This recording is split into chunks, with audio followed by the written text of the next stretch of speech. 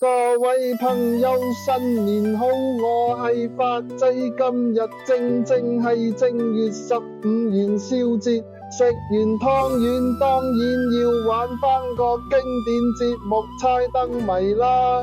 等陣我會出3條燈謎，每一次我講完題目，畫面就會出現3、2、1倒數，大家要把握時間諗答案。數到1之後，我就會公佈謎底，睇下你哋估中幾多題。如果大家玩得開心，記得俾個讚，訂閱我嘅頻道，仲要分享俾身邊朋友，一齊感受元宵節嘅歡樂氣氛。準備好未？第一題嚟啦！畫面字卡燈謎1，發仔白糖梅子真稀奇，圓碌碌嚟軟綿綿落水煮熟浮起身，元宵必食好滋味。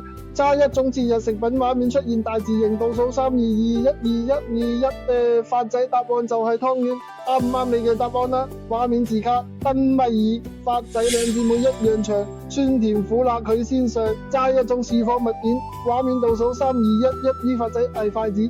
呢題應該唔難呢。畫面字卡燈謎3壓軸題，發仔鬧鐘唔響，差一種健身器材，畫面倒數3、2、1，發仔答案係啞鈴啊，因為佢啞咗，所以唔會響嘛，係咪幾得意啊？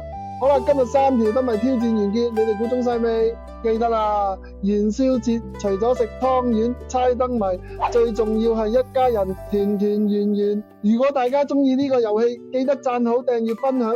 我係發仔，下次再同大家玩更多好玩嘅節目，拜拜。